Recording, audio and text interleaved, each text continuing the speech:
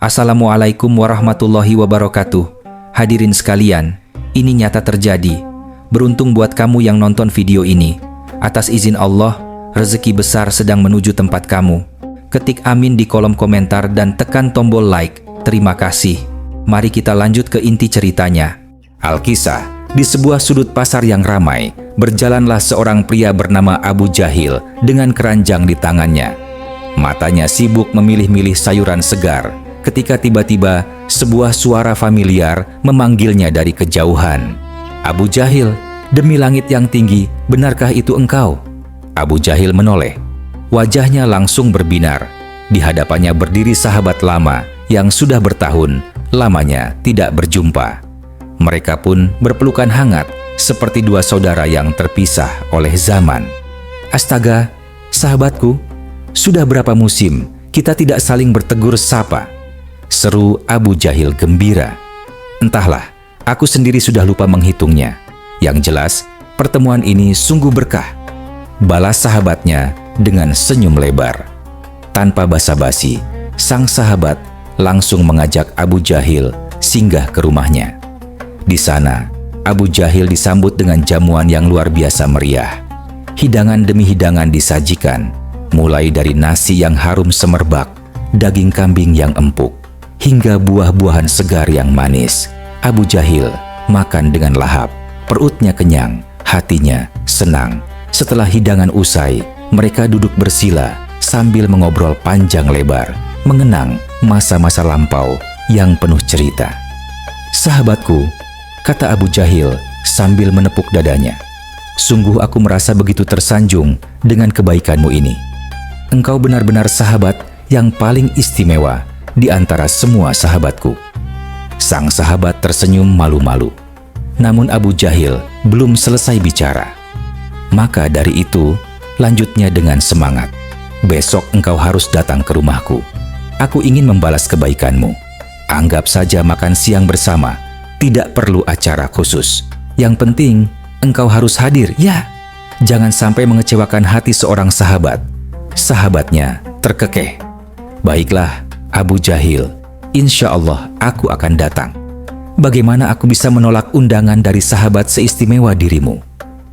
Keesokan harinya, Abu Jahil bangun pagi-pagi sekali. Ia pergi ke pasar dan membeli 2 ekor kelinci gemuk yang bulunya mengkilat. Ia membayangkan betapa lezatnya sup kelinci yang akan ia sajikan untuk sahabatnya nanti. Tapi tunggu dulu, masalahnya Abu Jahil tidak tahu cara memasak kelinci. Ia menatap kedua kelinci itu dengan bingung, seolah-olah kedua hewan tersebut menatapnya balik dengan tatapan bertanya.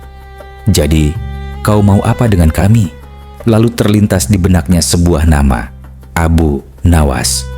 Ah iya, Abu Nawas, si juru masak paling ulung di kampung ini. Pasti dia bisa membantuku, seru Abu Jahil girang. Tanpa membuang waktu, ia segera mendatangi rumah tetangganya itu. Abu Nawas, yang memang terkenal dermawan dan pandai memasak, langsung menyambut dengan senyum lebar. Abu Jahil, ada angin apa pagi-pagi begini? Wahai Abu Nawas, aku butuh bantuanmu. Aku ingin menjamu sahabatku dengan masakan terbaik, tapi sayangnya tanganku tidak selihai tanganmu dalam urusan dapur. Abu Nawas mengangguk paham. Tenang saja, serahkan padaku. Aku akan buatkan sup kelinci paling istimewa yang pernah ada. Maka dimulailah acara memasak. Abu Nawas sibuk di dapur, sementara aroma rempah-rempah mulai memenuhi rumah Abu Jahil. Namun tiba-tiba Abu Jahil teringat sesuatu. Abu Nawas, aku tinggal. Sebentar ya, aku harus menjemput sahabatku di pasar. Dia belum tahu jalan ke rumahku. Pergi saja Abu Jahil, biar aku yang jaga dapur. Tenang, sup kelincimu akan sempurna, balas Abu Nawas sambil mengaduk-aduk panci besar di atas tungku. Begitu Abu Jahil keluar, sup kelinci sudah matang sempurna. Uapnya mengepul, aromanya menggoda iman. Abu Nawas menatap panci itu dengan tatapan lapar. Sepertinya tidak ada salahnya mencicipi sedikit. Bagaimana aku tahu rasanya pas kalau tidak dicoba? Gumamnya Sambil mengambil satu iris daging, ia mengunyah perlahan, matanya membulat. Ya ampun, ini luar biasa. Ternyata tanganku memang berbakat. Pujinya pada diri sendiri. Satu iris menjadi dua, dua menjadi tiga. Dan tanpa terasa, separuh isi panci sudah masuk ke perut Abu Nawas. Tidak berapa lama, pintu terbuka. Abu Jahil kembali bersama sahabatnya yang berwajah cerah. Mereka berdua masuk sambil tertawa riang. "Abu Nawas, sahabatku sudah tiba. Ayo, segera hidangkan makanannya." Perintah Abu Jahil penuh semangat. Abu Nawas keluar dari dapur dengan senyum penuh akal. "Siap, Abu Jahil. Tapi, menurutku akan jauh lebih nikmat kalau ditambah dengan roti hangat. Percayalah, kombinasi sup kelinci dengan roti segar itu seperti surga di mulut." Abu Jahil mengangguk antusias. "Kau benar. Baiklah, aku akan keluar sebentar lagi untuk membeli roti. Kau temani sahabatku di ruang tamu ya." Dan untuk kedua kalinya, Abu Jahil pun keluar rumah. Begitu pintu tertutup, Abu Nawas langsung kembali ke dapur dan menghabiskan sisa sup kelinci hingga tandas. Tidak tersisa sepotong pun. Ia menatap panci kosong itu sambil mengelus perut. Nah, sekarang masalahnya, bagaimana menjelaskan ini kepada Abu Jahil tanpa kepalaku dicincang? Otaknya berputar cepat. Lalu, sebuah ide jahil seperti biasanya muncul di kepalanya. Dengan langkah santai, Abu Nawas mendekati sahabat Abu Jahil yang duduk tenang di ruang tamu. "Permisi, wahai tuan," kata Abu Nawas dengan nada serius. "Ya?" jawab tamunya. "Apakah tuan tahu kenapa sebenarnya tuan diundang ke rumah ini?" Sang tamu tersenyum polos.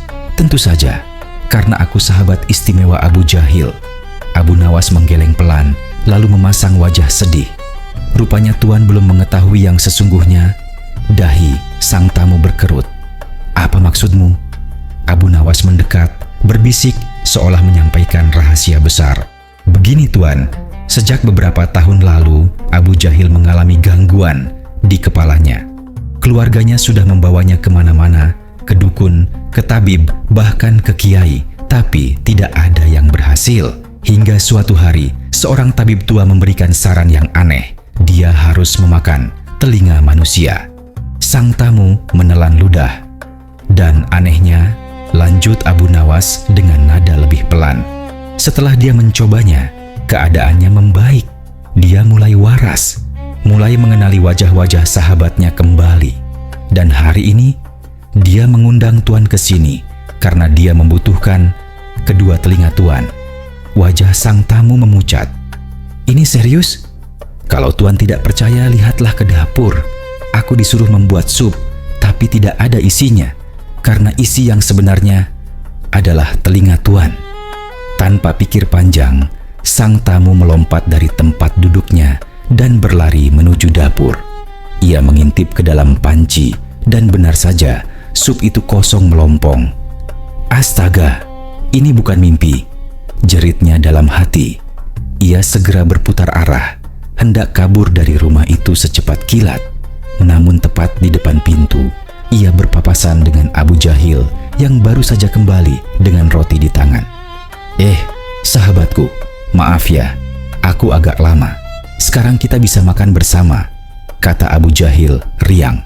Tapi sang sahabat hanya tersenyum kaku, lalu langsung melesat keluar tanpa menjawab. Abu Jahil bingung. Ia masuk ke dalam dan menemui Abu Nawas. "Abu Nawas, mana sup kelincinya?" Abu Nawas menjawab dengan tenang. "Begini, Abu Jahil, sahabatmu tadi mengambil kedua potong daging kelinci dan menyembunyikannya di dalam bajunya. Lalu dia lari keluar karena malu dan takut kau marah." Abu Jahil melotot. "Apa? Dia mencuri dagingku?" Ia langsung berlari keluar rumah, mengejar sahabatnya yang sudah berlari jauh. "Hei, tunggu! Jangan serakah! Ambil satu saja, berikan satu kepadaku!" teriak Abu Jahil sambil berlari sekuat tenaga. Sahabatnya mendengar teriakan itu dan langsung mengira Abu Jahil meminta salah satu telinganya. Wajahnya pucat pasi. "Gila, Dia benar-benar gila.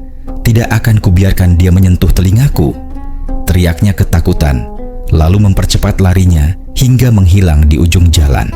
Sementara itu, di depan rumah, Abu Nawas berdiri santai sambil menyaksikan dua sahabat itu berlari saling kejar. Ia tersenyum tipis lalu bergumam pelan. Kadang-kadang sebuah kebohongan kecil bisa menyelamatkan leher dari amukan besar. Tapi yang pasti, sup kelinci tadi memang luar biasa lezat. Dan demikianlah, hari itu berakhir dengan satu perut kenyang, dua sahabat berlari tanpa henti, dan satu panci kosong yang menyimpan cerita.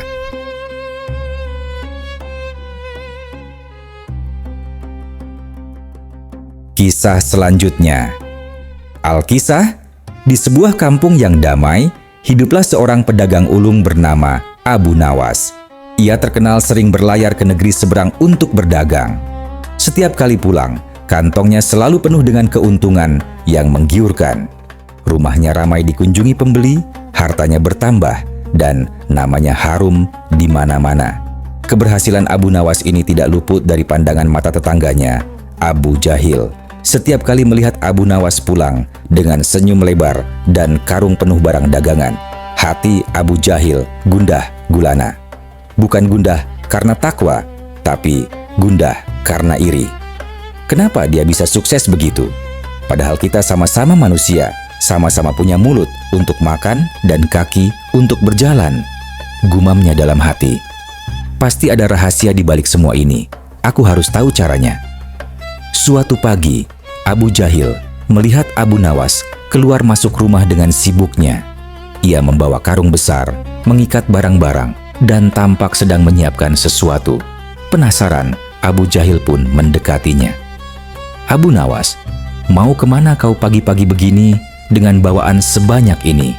tanya Abu Jahil sambil mengintip isi karung. "Oh, aku mau berlayar ke negeri seberang. Ada beberapa barang yang perlu kujual dan kubeli di sana," jawab Abu Nawas sambil terus sibuk mengikat tali. Mata Abu Jahil berbinar. "Inilah kesempatan emas. Bolehkah aku ikut denganmu?" tanyanya cepat-cepat, seolah takut Abu Nawas berubah pikiran. Abu Nawas menghentikan kegiatannya sejenak, menatap Abu Jahil dengan tatapan menyelidik. "Boleh saja, tapi ongkos perjalanan kau tanggung sendiri ya. Aku tidak menanggung biaya orang lain." Tentu, aku tidak akan merepotkanmu. Aku bawa uang sendiri," sahut Abu Jahil dengan penuh semangat. "Baguslah kalau begitu. Tapi ada kepentingan. Apa kau ikut? Kau biasanya tidak pernah tertarik dengan laut?" tanya Abu Nawas penasaran. Abu Jahil tersenyum lebar, agak malu-malu. "Sebenarnya, aku ingin belajar cara berdagang darimu, Abu Nawas. Aku melihat kau selalu sukses setiap kali pulang dari negeri seberang. Aku ingin bisa sepertimu. Siapa tahu, dengan ikut bersamamu, aku bisa menangkap rahasianya." Abu Nawas mengangguk paham sambil menahan senyum geli. "Oh, jadi begitu. Baiklah, kalau itu maumu, tidak ada salahnya. Ayo, kita berangkat sebelum kapal berlayar tanpa kita." Maka berangkatlah mereka berdua menuju pelabuhan. Di sana, sebuah kapal besar sudah menanti dengan layar berkibar-kibar di angin pagi. Mereka naik, mencari tempat duduk di antara puluhan penumpang lain yang juga hendak menyeberang. Awalnya, perjalanan berjalan lancar. Kapal meluncur, perlahan meninggalkan daratan. Abu Jahil duduk dengan wajah penuh harap, membayangkan betapa kayanya dia nanti setelah belajar dari Abu Nawas. Namun, begitu kapal mulai memasuki tengah lautan, situasi berubah drastis. Ombak mulai membesar. Kapal bergoyang ke kanan dan ke kiri, kadang naik tinggi, kadang turun tajam seperti dilempar dari bukit. Abu Jahil, yang sama sekali tidak terbiasa dengan guncangan semacam ini, mulai merasakan perutnya mual. Wajahnya memucat. Tangannya meremas-remas ujung bajunya.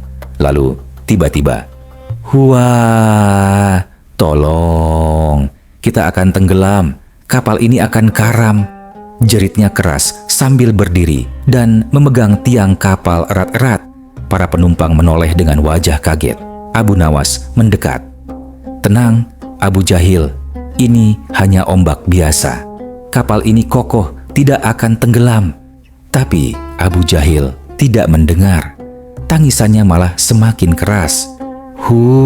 Aku tidak mau mati di laut. Ibuku bilang, jangan pergi jauh-jauh, tapi aku ngeyel. Sekarang aku akan dimakan ikan hiu. Ombak semakin besar, kapal semakin bergoyang, dan tangisan Abu Jahil semakin tidak terkendali. Ia berteriak, menjerit, bahkan sampai meraung-raung seperti anak kecil yang kehilangan mainan favoritnya. Para penumpang mulai gelisah. Ada yang menutup telinga, ada yang bergumam kesal, ada pula yang menatap tajam ke arah Abu Nawas dengan wajah menyalahkan. Bahkan sang nahkoda kapal turun dari kemudi dan mencoba membujuk Abu Jahil. "Tuan, tenangkan diri. Ini perjalanan yang aman. Kami sudah berlayar ratusan kali tanpa masalah." Tapi Abu Jahil tetap menangis. Beberapa penumpang lain ikut mencoba menenangkan. Ada yang memberikan air, ada yang menepuk pundaknya, ada yang mengajak berdoa bersama. Tapi semuanya sia-sia. Abu Jahil tetap menangis seperti air terjun yang tidak pernah kering. Akhirnya, kesabaran para penumpang habis. Mereka mulai mengerumuni Abu Nawas dengan wajah jengkel. "Hei Abu Nawas, ini semua gara-gara kau. Kenapa kau bawa orang seperti ini ikut berlayar? Suruh diam kawanmu itu, kami semua terganggu." Kalau dia tidak bisa diam, lebih baik dia dilempar ke laut saja. Abu Nawas mengangkat kedua tangannya, berusaha menenangkan massa yang mulai emosi. Baik, aku yang bertanggung jawab. Aku akan menyelesaikan masalah ini, percayalah padaku."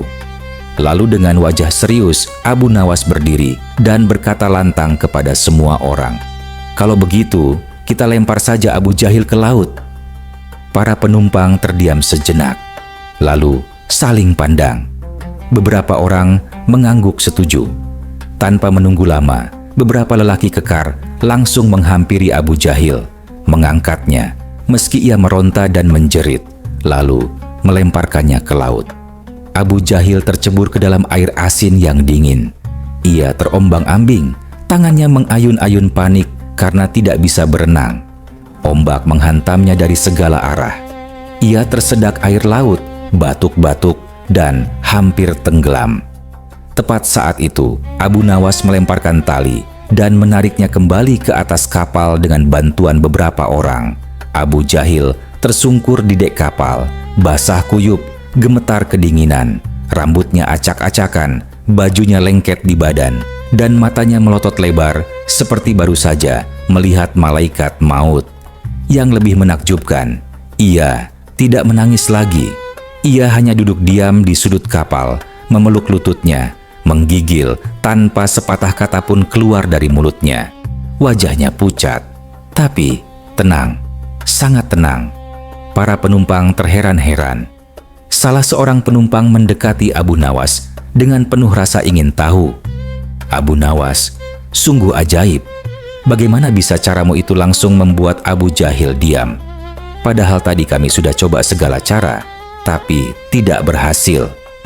Abu Nawas tersenyum tipis, lalu menjawab dengan nada bijak, "Sederhana saja kawan. Selama Abu Jahil masih berada di atas kapal, ia merasa tidak nyaman karena guncangan ombak. Ia takut karena belum pernah merasakannya. Tapi begitu ia dilempar ke laut dan merasakan langsung bagaimana rasanya terombang-ambing tanpa pegangan, tiba-tiba ia merasa kapal ini adalah tempat paling aman di dunia." Semua orang terdiam sejenak. Lalu tiba-tiba mereka tertawa bersama-sama. Tawa yang lepas, keras, dan penuh kelegaan. Bahkan sang nahkoda ikut tertawa sambil menggeleng-gelengkan kepala. Abu Jahil, ia tetap duduk di sudutnya. Dia membisu sambil sesekali melirik ke laut dengan tatapan trauma yang mendalam. Sejak saat itu, ia tidak pernah lagi mengeluh selama perjalanan. Bahkan ketika ombak semakin besar, ia hanya duduk tenang sambil berpegangan erat pada tiang kapal, seolah-olah tiang itu adalah sahabat terbaiknya. Terkadang, kita baru menghargai apa yang kita punya setelah merasakan kehilangan. Dan terkadang juga, obat terbaik untuk rasa takut yang berlebihan bukanlah kata-kata manis, Tapi sedikit pengalaman langsung yang membuat kita sadar. Ternyata keadaan kita sekarang jauh lebih baik daripada yang kita bayangkan. Dan satu lagi, jangan pernah ikut berlayar hanya karena iri dengan kesuksesan orang lain. Terutama kalau engkau tidak tahu cara berenang.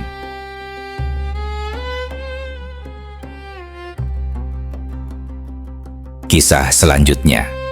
Al-Kisah, di antara sekian banyak murid yang belajar kepada Abu Nawas, ada seorang anak bernama Anas. Anak ini baik hati, rajin hadir, dan selalu duduk paling depan saat pelajaran dimulai. Tapi sayangnya, ada satu masalah besar. Otaknya seperti tersambung terbalik dengan dunia.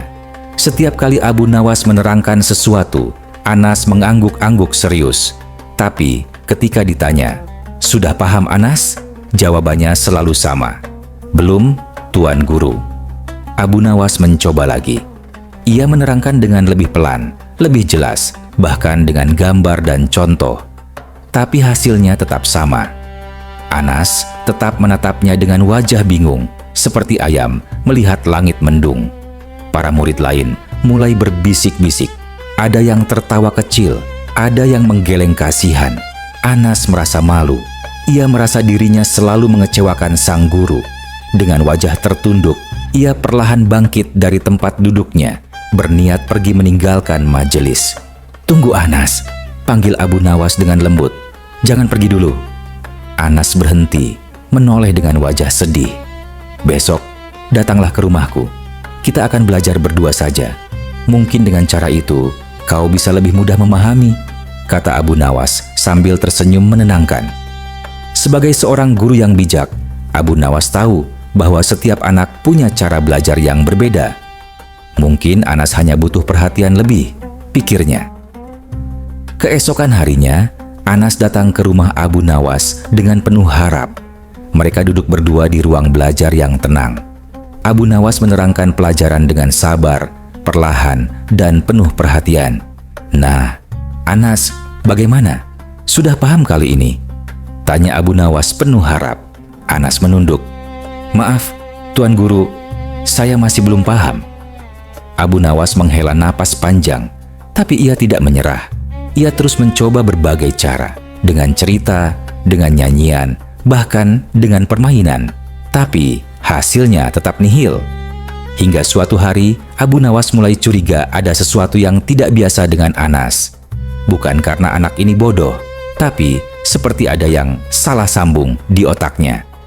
Untuk memastikan, Abu Nawas mencoba sesuatu. "Anas, tolong ambilkan sandal saya yang ada di dekat pintu," pintanya sambil mengamati. Anas langsung bangkit dengan semangat, berlari ke pintu, lalu kembali dengan membawa topi. Abu Nawas terdiam, mengamati dengan seksama. "Anas, sekarang ambilkan topi saya."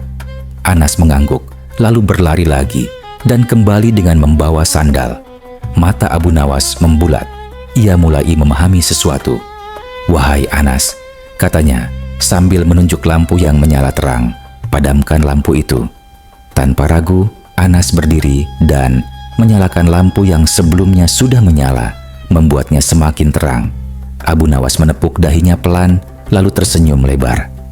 "Ah, sekarang aku mengerti. Ternyata kau bukan tidak pintar, Anas. Hanya saja, duniamu berjalan terbalik dari dunia kita semua." Sejak saat itu, Abu Nawas mengubah cara mengajarinya. Jika ingin Anas duduk, ia akan bilang, "Berdiri." Jika ingin Anas membuka buku, ia akan bilang, "Tutup bukumu." Dan ajaibnya, cara ini berhasil. Anas mulai bisa mengikuti pelajaran dengan baik. Abu Nawas merasa bangga dengan penemuannya ini. Ia sudah menemukan kunci untuk mengajar Anas. Suatu hari, Abu Nawas mengajak Anas pergi ke pasar untuk membeli sekarung tepung gandum. Setelah membeli, mereka menaruh karung besar itu di atas punggung keledai kesayangan Abu Nawas. Perjalanan pulang melewati sebuah sungai kecil yang airnya cukup deras. Mereka berjalan hati-hati menyeberangi sungai dengan keledai yang membawa karung tepung. Tapi di tengah sungai, karena gerakan keledai yang tiba-tiba, karung tepung mulai melorot ke samping.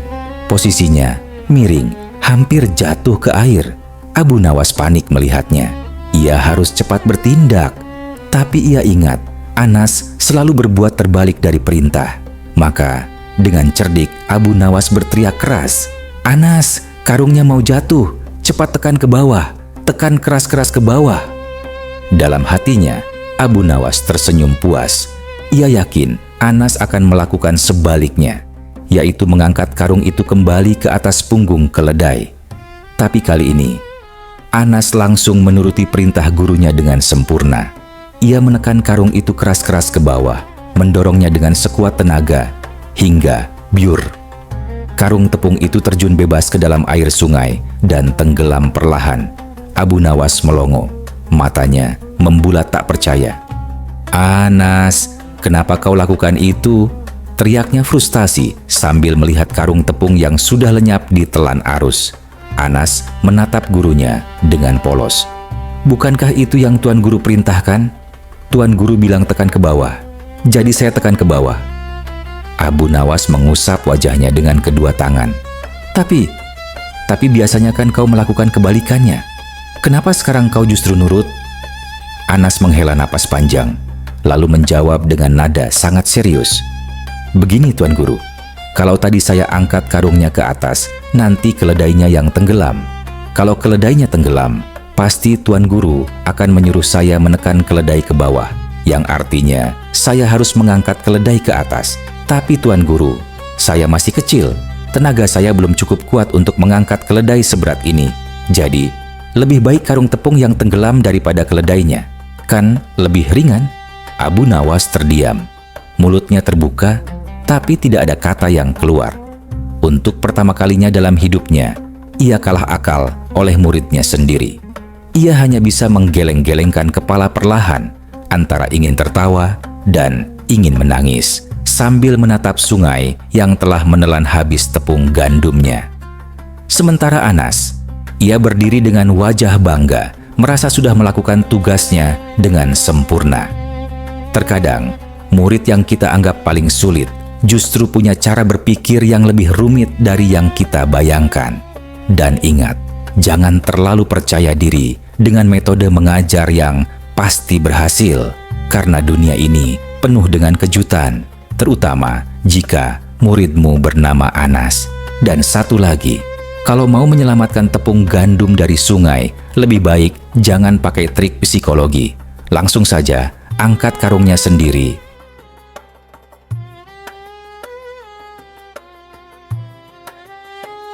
Kisah selanjutnya. Alkisah, pada suatu pagi yang cerah, Abu Nawas berjalan memasuki hutan dengan keranjang di punggungnya. Ia hendak mencari kayu bakar untuk keperluan dapur rumahnya. Langkahnya santai, sesekali bersiul riang sambil menikmati sejuknya udara pagi di antara pepohonan. Namun tiba-tiba dari kejauhan ia melihat sesosok pemuda berdiri sendirian di tepi sebuah jurang yang dalam dan curam. Postur tubuh pemuda itu tampak tegang dan matanya menatap kosong ke dasar jurang yang gelap. Abu Nawas mengerutkan dahi. Ada yang tidak beres. Ia mempercepat langkahnya, mendekati pemuda itu dengan hati-hati. "Hai, wahai pemuda," panggil Abu Nawas dengan suara ramah, namun cukup keras agar terdengar. "Apa yang sedang kau lakukan di tempat berbahaya seperti ini?" Pemuda itu tersentak kaget, lalu menoleh dengan tajam. Wajahnya penuh amarah. Pergilah dari sini, jangan campuri urusanku," bentaknya dengan suara yang parau, seperti orang yang sudah lama tidak tidur. Abu Nawas tidak mundur. Ia justru melangkah lebih dekat dengan wajah penuh perhatian. "Apakah kau berniat mengakhiri hidupmu dengan terjun ke jurang ini?" tanya Abu Nawas dengan nada lembut namun tegas. "Bukan urusanmu, aku bilang pergi," bentak pemuda itu lagi, kali ini dengan suara lebih keras, hampir seperti teriakan. Tapi Abu Nawas tetap berdiri di sana, tidak bergeming. Ia menatap pemuda itu dengan pandangan serius. "Baiklah," kata Abu Nawas dengan tenang. "Kalau begitu, dengarkan ini.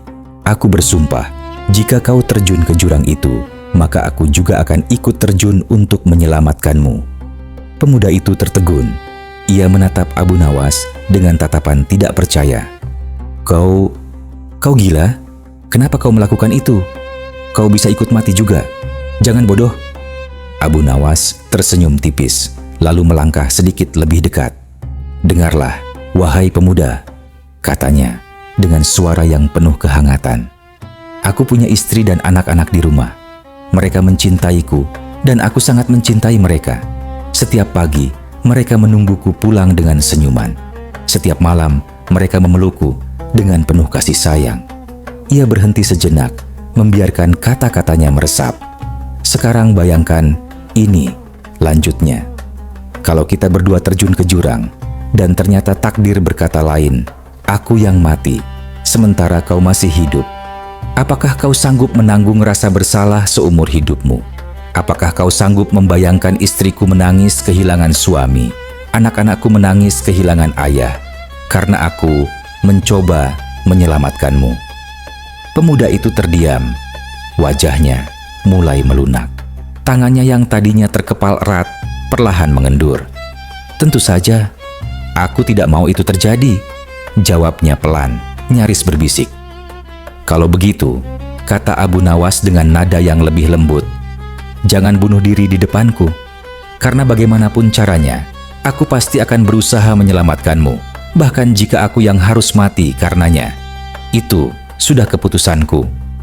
Pemuda itu menelan ludah. Perlahan, ia melangkah mundur dari tepi jurang.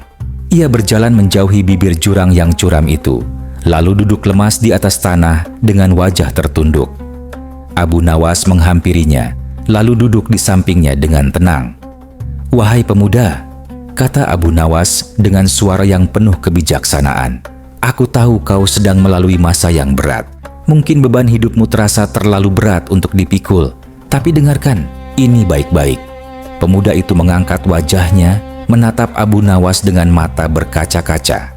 "Kalau kau masih nekat ingin mengakhiri hidupmu," lanjut Abu Nawas, "kau bisa saja melakukannya di tempat yang tersembunyi, entah di dalam rumahmu atau di tempat lain di mana tidak ada orang yang melihat. Tapi tahukah kau apa yang menanti setelah itu?" Pemuda itu menggeleng pelan. Abu Nawas melanjutkan dengan nada yang lebih serius. "Setelah ruhmu terlepas dari jasad, kau akan disambut oleh ribuan ular berbisa sebesar pohon kelapa.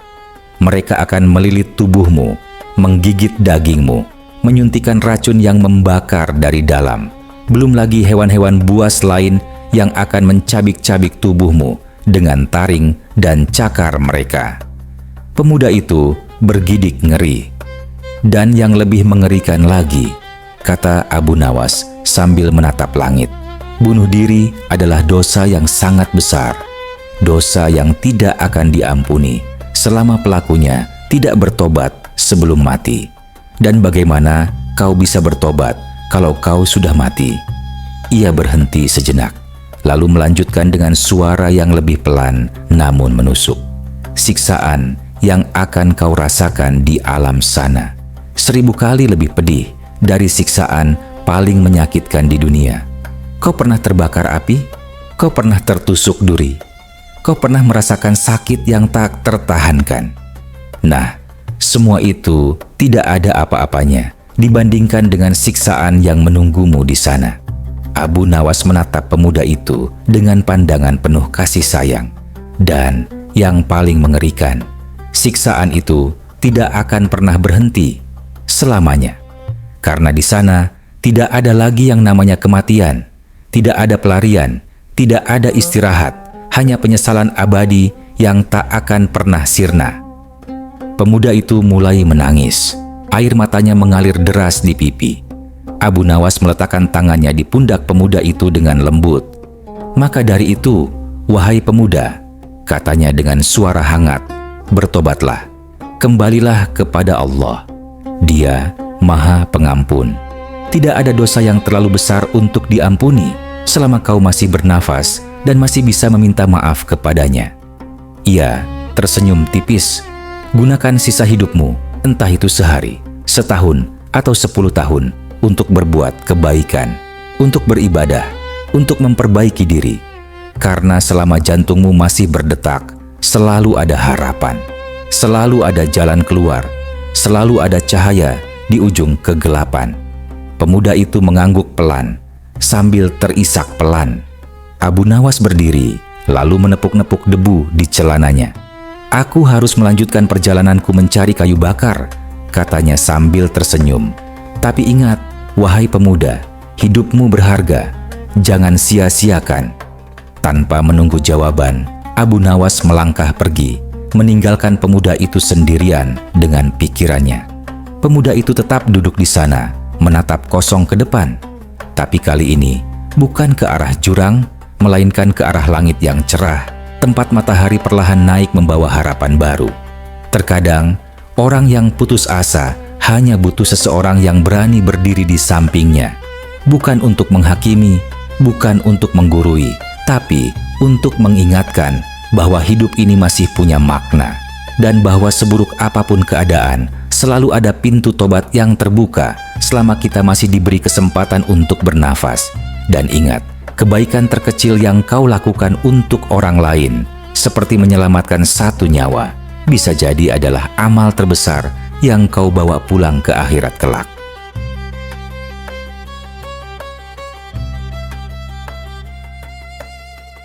Kisah selanjutnya. Alkisah, pada suatu hari, Baginda Raja memanggil Abu Nawas ke istana. Sang raja, yang terkenal bijaksana dan peduli dengan rakyatnya, ingin mengetahui kondisi terkini dari sebuah asrama penampungan khusus yang ia dirikan untuk orang-orang yang kehilangan akal sehat. "Abu Nawas," kata sang raja sambil duduk di singgasananya, "aku mendengar kabar tentang asrama penampungan orang-orang gila yang telah kubangun. Aku ingin kau pergi ke sana dan melaporkan keadaan mereka. Apakah mereka diperlakukan dengan baik? Apakah mereka butuh sesuatu? Ini adalah amanah yang kupercayakan kepadamu." Abu Nawas menundukkan kepala hormat. "Baik Baginda, hamba akan segera berangkat." Maka pergilah Abu Nawas menuju asrama itu yang terletak di pinggir kota, dikelilingi oleh taman luas dan pagar tinggi. Begitu tiba, ia disambut oleh para pengurus yang ramah dan langsung diajak berkeliling untuk melihat kondisi para penghuni. Abu Nawas mengamati satu persatu. Ada yang tertawa sendiri tanpa sebab, ada yang berbicara kepada bayangan, ada yang menari-nari dengan gerakan aneh. Namun, di antara keramaian itu, matanya tertumbuk pada seorang pemuda yang duduk tenang di pojok halaman. Pemuda itu berbeda dari yang lain. Penampilannya rapi dan bersih, pakaiannya tidak kusut, rambutnya tersisir rapi, wajahnya tampan, dan tatapannya sangat jernih.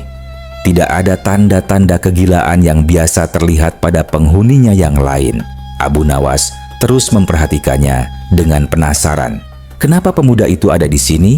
Sepertinya ia tidak seperti mereka. Gumamnya dalam hati.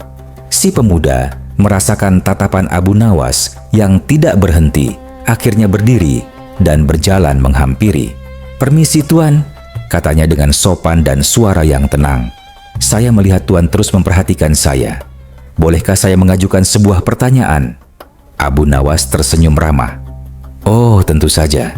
Silakan anak muda, tanyakan apa saja."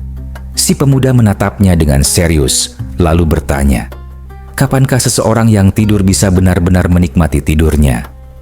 Abu Nawas sedikit terkejut dengan pertanyaan tersebut, tapi ia segera menjawab dengan percaya diri.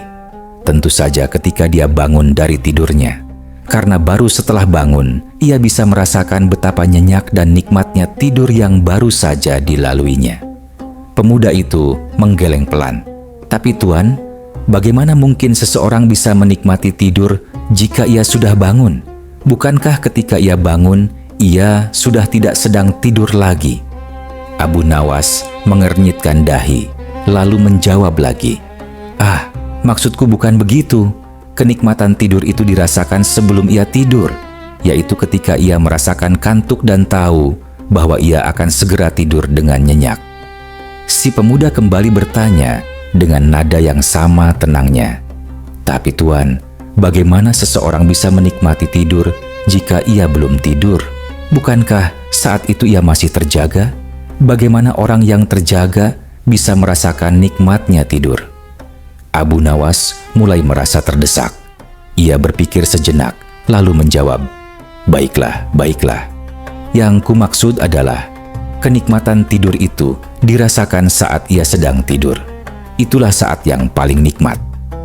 Pemuda itu menatap Abu Nawas dengan tatapan lurus, lalu berkata dengan nada sangat tenang namun menohok, "Tapi Tuan, orang yang sedang tidur itu tidak sadar. Ia tidak merasakan apa-apa. Bagaimana mungkin seseorang yang tidak sadar bisa merasakan sesuatu? Bagaimana orang yang tidak merasakan apa-apa bisa menikmati sesuatu?" Abu Nawas terdiam, mulutnya terbuka, tapi tidak ada kata yang keluar. Otaknya berputar cepat mencari jawaban, tapi tidak ada satupun argumen yang bisa ia lemparkan untuk mematahkan logika pemuda itu. Pemuda itu tersenyum tipis lalu melanjutkan, "Jadi Tuan, kapan sebenarnya seseorang bisa menikmati tidurnya? Sebelum tidur, ia belum tidur. Saat tidur, ia tidak sadar. Setelah tidur, ia sudah tidak tidur lagi. Lalu, kapan?" Abu Nawas hanya bisa terbengong-bengong seperti patung. Wajahnya pucat. Ia merasa seperti baru saja kalah dalam pertandingan debat paling berat dalam hidupnya. Si pemuda mengangguk sopan, lalu berbalik dan kembali duduk di pojok halaman seperti semula, seolah tidak terjadi apa-apa. Abu Nawas berdiri di tempat itu dalam diam yang panjang. Ia menatap punggung pemuda itu dengan perasaan campur aduk, kagum, bingung, dan sedikit frustasi. Akhirnya, ia menghela napas panjang, lalu bergumam pelan dengan nada pasrah, "Demi langit dan bumi, mulai hari ini aku bersumpah tidak akan pernah lagi berdebat dengan orang gila. Karena ternyata mereka bisa lebih cerdas daripada orang waras." Ia lalu berbalik dan melanjutkan peninjauan dengan wajah masih kalut, sambil sesekali melirik ke arah pemuda itu yang duduk tenang sambil tersenyum kecil, entah tersenyum kepada siapa. Jangan terlalu cepat menilai seseorang dari tempatnya berada atau label yang diberikan kepadanya. Terkadang, orang yang dianggap gila justru memiliki kebijaksanaan yang tidak terpikirkan oleh mereka yang merasa waras. Dan satu lagi, berhati-hatilah saat berdebat, karena kadang-kadang lawan yang terlihat paling lemah justru yang paling berbahaya, terutama jika mereka bertanya dengan tenang sambil tersenyum.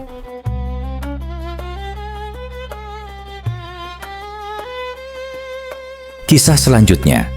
Alkisah, di sebuah kampung yang ramai, berlangsung sebuah pesta pernikahan yang meriah. Tenda besar dipasang, lampu-lampu warna-warni digantung, dan aroma masakan lezat memenuhi udara. Para tamu berdatangan dari berbagai penjuru, mengenakan pakaian terbaik mereka. Di antara para tamu yang hadir, terlihat sosok Abu Nawas yang berjalan santai memasuki area pesta. Begitu mempelai dan keluarga melihatnya, mereka langsung menyambutnya dengan penuh kehormatan. "Abu Nawas, alhamdulillah Tuan berkenan hadir. Silakan duduk di sini," kata tuan rumah sambil menuntunnya ke meja kehormatan yang penuh dengan hidangan istimewa. Di atas meja itu tersaji berbagai macam makanan, nasi yang harum, ayam panggang yang kulitnya keemasan, gulai kambing yang kental bumbunya, ikan goreng yang garing, berbagai macam kue-kue manis, dan buah-buahan segar yang ditata indah. Abu Nawas duduk dengan tenang, tersenyum ramah kepada para tamu lain di meja yang sama.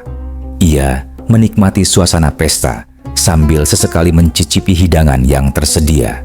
Namun, tidak lama kemudian, datanglah seseorang yang langsung membuat suasana berubah. Seorang pria berbadan besar dengan wajah berseri-seri masuk ke area pesta. Ia adalah kawan lama Abu Nawas yang terkenal dengan satu sifat istimewa, kerakusannya yang luar biasa. Tanpa basa-basi, pria itu langsung menghampiri meja Abu Nawas dan duduk tepat di sampingnya dengan gerakan terburu-buru, seolah takut semua makanan akan habis jika ia terlambat sedetik saja. "Wah, Abu Nawas, sudah lama tidak jumpa," sapanya sambil langsung meraih sepiring besar nasi dan menimbunnya dengan segala macam lauk. Abu Nawas hanya tersenyum tipis. Iya kawan, sudah lama. Tapi sejak detik itu, perhatian Abu Nawas tidak lagi tertuju pada mempelai atau musik yang dimainkan, melainkan pada kawannya yang duduk di sampingnya. Pria itu makan dengan kecepatan yang menakjubkan.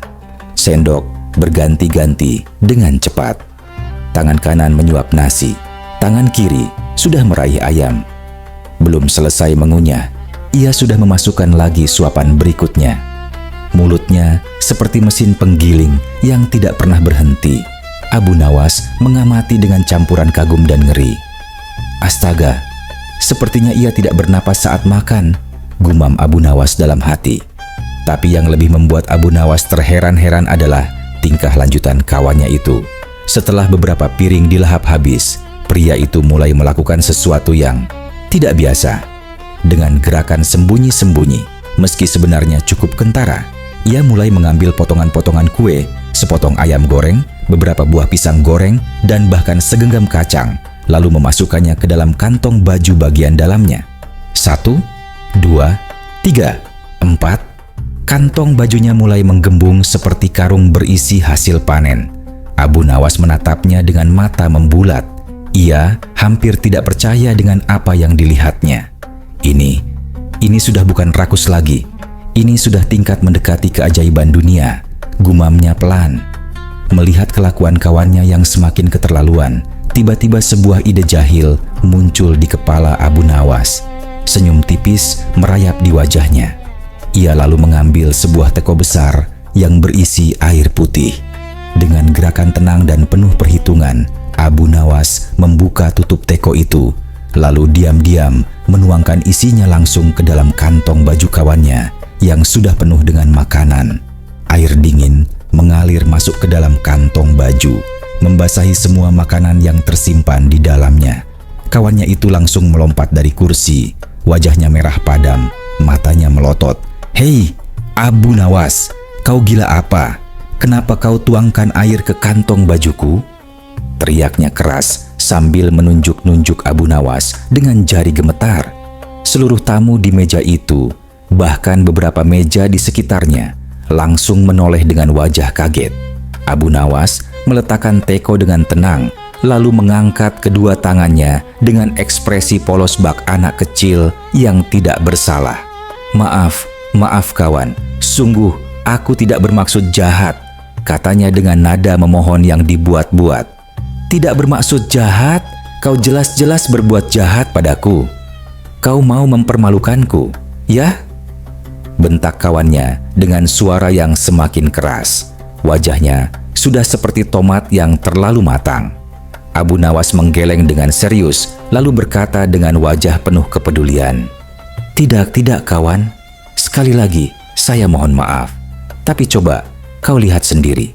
Betapa banyak makanan yang sudah ditelan oleh kantong bajumu sejak tadi. Aku khawatir. Kantongmu itu akan merasa haus setelah makan sebanyak itu. Maka dari itu, sebagai teman yang baik, aku memberikannya minum secukupnya agar ia tidak dehidrasi. Semua orang terdiam sejenak. Lalu tiba-tiba, seluruh tamu yang mendengar penjelasan Abu Nawas meledak dalam tawa yang luar biasa keras. Ada yang tertawa sambil memukul meja. Ada yang tertawa sampai air matanya keluar. Ada yang tertawa sambil memegang perut karena terlalu sakit menahan gelak tawa. Bahkan mempelai pria dan wanitanya ikut tertawa sambil bertepuk tangan. Sementara itu, kawan Abu Nawas berdiri dengan wajah merah padam. Bukan karena marah lagi, tapi karena malu luar biasa. Kantong bajunya basah kuyup, makanan di dalamnya jadi bubur basah, dan semua mata tertuju kepadanya. Tanpa mengucapkan sepatah kata pun, ia langsung berbalik dan berjalan cepat keluar dari pesta, sambil menahan rasa malu yang tak tertahankan. Abu Nawas menatap punggungnya sambil tersenyum kecil, lalu kembali melanjutkan makan dengan santai, seolah tidak terjadi apa-apa. Para tamu di sekitarnya masih tertawa-tawa, sesekali melirik ke arah Abu Nawas dengan tatapan kagum bercampur geli. Memang tidak ada yang bisa menandingi kecerdikan Abu Nawas, bisik salah satu tamu kepada temannya. Dan pesta pun berlanjut dengan lebih meriah dari sebelumnya, dengan satu kantong baju yang kehausan menjadi cerita yang akan dikenang sepanjang masa. Keserakahan dan kerakusan tidak hanya memalukan diri sendiri, tapi juga mengundang sindiran yang lebih memalukan lagi. Jika ingin dihormati di tempat orang, hormatilah dirimu sendiri dengan tidak bertingkah melampaui batas kesopanan. Dan satu lagi, jangan pernah mengisi kantong bajumu dengan makanan di depan Abu Nawas, kecuali engkau siap menerima minuman gratis untuk kantongmu.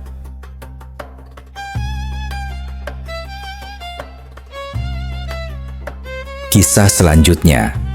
Al-Kisah. Dalam salah satu pengembaraannya yang panjang, Abu Nawas melewati sebuah dusun kecil yang terletak di lembah tandus.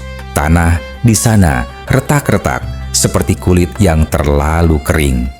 Pohon-pohon tampak layu dengan daun-daun yang menguning. Sungai yang biasanya mengalir deras kini hanya menyisakan bebatuan kering yang panas.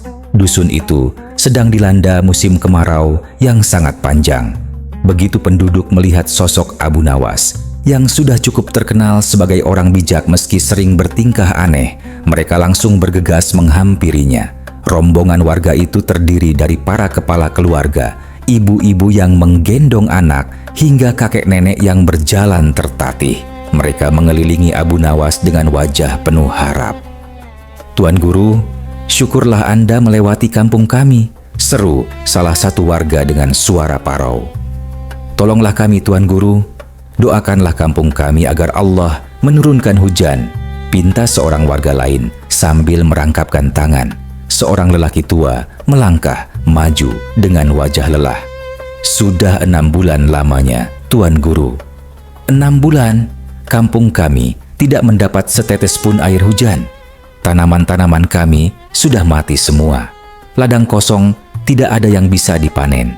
Persediaan air kami tinggal beberapa kantong saja. Kalau keadaan terus seperti ini, kami tidak tahu harus bagaimana." Abu Nawas mendengarkan dengan saksama. Ia menatap wajah-wajah mereka yang penuh keputusasaan, lalu mengangguk pelan. "Baiklah," katanya dengan nada tenang namun tegas. "Aku akan memanjatkan doa kepada Allah agar hujan turun di kampung kalian." Wajah para warga langsung berbinar penuh harapan. "Tapi," lanjut Abu Nawas sambil mengangkat jari telunjuknya, "ada syaratnya." Seorang warga langsung bertanya dengan penuh semangat, "Apa syaratnya, Tuan Guru? Kami akan lakukan apapun." Abu Nawas menjawab dengan sederhana, "Saya minta disediakan 1 ember air." Para warga saling pandang. 1 ember? Itu permintaan yang berat, tapi kalau memang bisa mendatangkan hujan, mereka rela. "Baik, Tuan Guru, kami akan kumpulkan," sahut mereka kompak. Lalu bergeraklah setiap kepala keluarga kembali ke rumah masing-masing.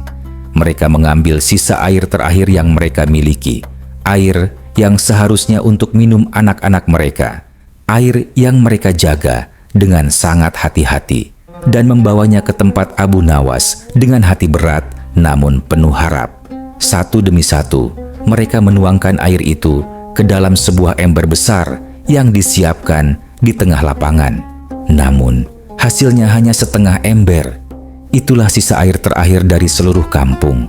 Abu Nawas menatap ember itu dengan serius, lalu mengangguk. "Cukup," katanya. Para warga mundur beberapa langkah, menunggu Abu Nawas mulai berdoa dengan khusyuk seperti yang mereka bayangkan. Tapi yang terjadi selanjutnya sungguh di luar dugaan mereka. Abu Nawas melepaskan baju luarnya, baju yang sudah lusuh, kotor, dan berbau tidak sedap, lalu memasukkannya ke dalam ember air itu. Ia mulai mencuci bajunya dengan tenang, menggosok-gosok kainnya, memeras, lalu mencucinya lagi. Para warga melongo, mata mereka membelalak tidak percaya. Apa yang dilakukan Tuan Guru?" bisik salah seorang warga dengan suara gemetar. Seorang ibu tua melangkah maju dengan wajah pucat. Suaranya bergetar saat berkata, "Tuan Guru, itu..." Itu air terakhir kami, air yang rencananya untuk minum anak-anak kami. Abu Nawas tetap mencuci dengan tenang, seolah tidak mendengar. Dan disitulah kemarahan mulai meledak. Ini tidak masuk akal. Kita sudah memberikan air terakhir kita, dan dia pakai untuk cuci baju? Kita sudah terlalu berharap. Ternyata dia cuma orang gila. Dasar penipu, kami sudah percaya padamu. Suara-suara itu bersahut-sahutan. Ada yang membentak, ada yang mencemooh, ada pula yang menghujat dengan kata-kata keras. Kemarahan warga semakin memuncak. Namun Abu Nawas tetap tenang. Setelah selesai mencuci, ia memeras bajunya dengan keras hingga air kotor mengalir keluar, lalu berjalan menuju tali jemuran yang terbentang di dekat rumah salah satu warga. Dengan santai, ia menjemur baju basahnya di bawah terik matahari. Para warga masih menggeram marah. Beberapa bahkan sudah bersiap melempar batu. Tapi tiba-tiba, suara guntur yang sangat dahsyat menggelegar di langit. Suaranya begitu keras hingga membuat tanah bergetar dan burung-burung beterbangan ketakutan. Semua orang terdiam. Mereka menengadah ke langit. Awan-awan hitam pekat mulai berkumpul dengan cepat, seolah dipanggil oleh kekuatan gaib. Angin kencang mulai berhembus. Udara yang tadinya panas dan kering tiba-tiba terasa dingin dan lembab. Dan kemudian hujan turun, bukan hujan biasa, tapi hujan lebat, deras, dan membasahi seluruh kampung dalam hitungan detik. Para warga terdiam sesaat, lalu meledak dalam teriakan kegembiraan. Hujan, hujan turun. Alhamdulillah, alhamdulillah. Anak-anak berlarian sambil tertawa, membuka mulut lebar-lebar untuk menampung air hujan. Ibu-ibu menangis haru sambil merentangkan tangan. Para lelaki tua bersujud syukur di tengah guyuran hujan. Mereka lupa akan kemarahan mereka. Semua amarah, kekecewaan, dan cercaan tadi sirna seketika. Abu Nawas berdiri di bawah hujan dengan senyum kecil, membiarkan tubuhnya basah kuyup. Salah satu warga menghampirinya dengan wajah penuh rasa bersalah dan penasaran. "Tuan Guru, bagaimana bisa? Doamu begitu manjur. Apa rahasianya?" Abu Nawas tertawa kecil, lalu berkata dengan nada santai, "Rahasianya sederhana, kawan. Bajuku ini hanya satu, dan sama sekali tidak pernah dicuci sejak berminggu-minggu yang lalu. Setiap kali aku menjemurnya, hujan pasti turun deras." Para warga menatapnya bingung. Abu Nawas melanjutkan dengan senyum jahil. Mungkin karena langit tidak tahan dengan baunya. Semua orang terdiam sejenak, mencerna perkataan Abu Nawas. Lalu, tiba-tiba, mereka tertawa terbahak-bahak.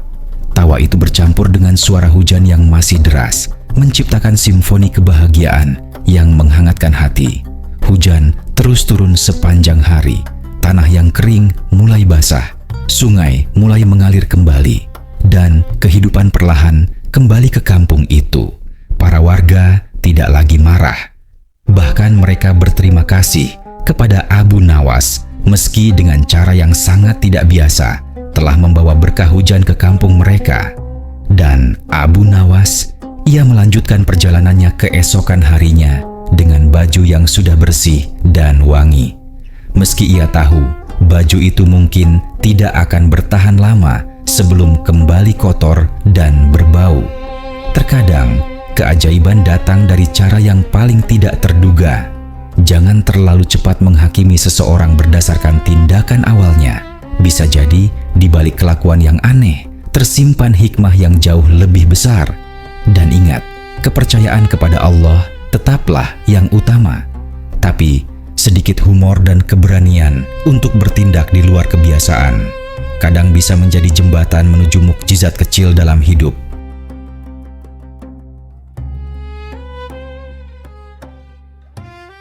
Kisah selanjutnya. Alkisah, Abu Nawas memang sudah terkenal sebagai orang yang licik, cerdik, dan penuh akal. Berkali-kali ia mengerjai banyak orang. Bahkan, Baginda Raja Harun al-Rasyid sendiri tidak luput dari keusilannya. Sang raja sudah beberapa kali berusaha membalas dendam, namun selalu gagal. Bahkan yang terjadi, Justru sebaliknya, sang raja sendiri yang kena batunya. Tapi, seperti kata pepatah, sepandai-pandainya tupai melompat, akhirnya jatuh juga. Dan kali ini, giliran Abu Nawas yang jatuh. Suatu hari, istri Abu Nawas menyuruhnya untuk menjual keledai kesayangan mereka di pasar. Keledai itu sudah tua, tapi masih cukup kuat untuk bekerja.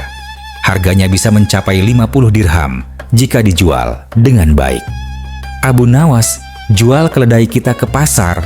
Kita butuh uang untuk beli beras dan keperluan rumah. Jangan sampai kau ditipu.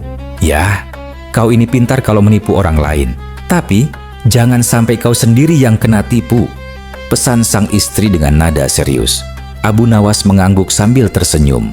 Tenang saja, siapa yang bisa menipu Abu Nawas? Maka berangkatlah Abu Nawas ke pasar dengan menuntun keledainya. Ia berjalan santai, menikmati udara pagi, tanpa tahu bahwa ada 4 pasang mata yang mengawasinya dari kejauhan. 4 orang penipu ulung sedang berkumpul di pinggir jalan. Mereka tidak tahu bahwa orang tua yang membawa keledai itu adalah Abu Nawas yang terkenal itu. Begitu pula Abu Nawas, ia tidak mengenal mereka sebagai komplotan penipu berbahaya. Lihat orang tua itu, bisik salah satu penipu. Sepertinya dia mudah dibodohi. Ayo kita kerjai. Mereka pun menyusun siasat dengan cepat. Penipu pertama maju dengan wajah ramah, menghampiri Abu Nawas yang sedang berjalan. "Permisi tuan, apakah tuan hendak menjual kambingnya?" tanyanya dengan sopan. Abu Nawas mengerutkan dahi. "Kambing? Ini bukan kambing, ini keledai." Penipu itu memasang wajah heran yang dibuat-buat. "Loh, kalau bukan kambing, lalu itu hewan apa? Jelas-jelas itu kambing." Abu Nawas menatapnya tajam. "Ini keledai, matamu rabun ya." Penipu itu tertawa keras, lalu berkata sambil berjalan pergi, "Kalau kau anggap itu keledai, ya sudah, jual saja sendiri ke pasar dan tanyakan harganya." Abu Nawas menggeleng-gelengkan kepala. Dasar orang aneh. Ia melanjutkan perjalanan. Kali ini dengan menaiki keledainya agar lebih cepat sampai. Namun belum jauh berjalan, penipu kedua muncul dari arah berlawanan. Ia menatap Abu Nawas dengan wajah kaget yang dibuat-buat. "Astaga, dasar orang tua stres. Hewan kambing kok ditunggangi seperti kuda." Abu Nawas menghentikan keledainya. Wajahnya mulai kesal. "Apakah matamu buta? Ini keledai. Mana mungkin aku menunggangi kambing?" Penipu kedua tertawa terbahak-bahak. "Orang stres, kalau dikasih tahu bukannya terima kasih, malah nyolot," katanya sambil pergi meninggalkan Abu Nawas yang mulai bingung. Abu Nawas mulai merasakan keraguan kecil di hatinya, tapi ia menggeleng keras. "Tidak mungkin, ini jelas keledai." Ia melanjutkan perjalanan dengan langkah yang sedikit ragu. Lalu muncullah penipu ketiga yang kali ini menatap keledai Abu Nawas dengan kagum palsu. "Wah, baru kali ini aku lihat kambing yang begitu kuat, bisa menahan beban orang dewasa dan tetap berjalan tegap." Abu Nawas menatapnya dengan wajah pucat. Apa maksudmu?" "Ya itu, kambing Anda sangat kuat, luar biasa," kata penipu itu sambil mengangguk kagum, lalu berlalu. Kali ini, pikiran Abu Nawas benar-benar goyah. Ini kambing atau keledai sih?" gumamnya sambil turun dari keledainya dan menatap hewan itu dengan bingung. "Sudah 3 orang yang bilang, ini kambing. Apakah aku yang salah? Apakah aku yang tidak sadar?" pikir Abu Nawas gelisah. Dan di saat itulah, penipu keempat, si dalang dari semua rencana ini, menghampiri Abu Nawas dengan wajah penuh harap. "Permisi tuan, apakah tuan hendak menjual kambingnya? Saya sedang butuh kambing untuk hajatan keluarga. Saya sudah keliling pasar, tapi belum menemukan kambing yang cocok. Begitu melihat kambing Anda, saya langsung tertarik. Bersih, gemuk, sempurna untuk disembelih." Abu Nawas menatapnya dengan ragu. "Apakah Anda yakin ini kambing? Bukankah ini keledai?" Penipu itu tertawa. "Masa saya mau menyembelih keledai untuk hajatan? Jelas ini kambing. Saya berani beli dengan harga 5 dirham." Abu Nawas terdiam panjang. pikirannya kacau. Akhirnya, dengan berat hati dan penuh keraguan, ia menjual keledainya dengan harga 5 dirham. Setibanya di rumah, istrinya langsung meledak. "Apa? Kau jual keledai seharga 5 dirham? Itu harga kambing, Abu Nawas. Keledai itu harusnya laku 50 dirham. Kau ini pintar menipu orang, tapi kenapa kau sendiri yang dibodohi?" Omelan istrinya tak berhenti. Abu Nawas hanya bisa menunduk, malu dan frustrasi. Akhirnya, tidak tahan dengan omelan, Abu Nawas keluar rumah dan pergi ke hutan untuk menyendiri. Di sana, ia duduk di bawah pohon besar, merenung. Bagaimana bisa aku, Abu Nawas, yang terkenal licik dan cerdik, bisa ditipu oleh 4 orang yang bahkan tidak kukenal? Geramnya sambil mengepalkan tangan. Lalu, perlahan, senyum tipis muncul di wajahnya. Tapi, mereka tidak tahu siapa aku, dan aku akan membalas dendam mereka dengan cara yang tak akan mereka lupakan. Ia lalu memotong sebatang kayu kecil dan membahatnya hingga menyerupai tongkat biasa. Setelah tongkat itu jadi, ia menyusun rencana besar.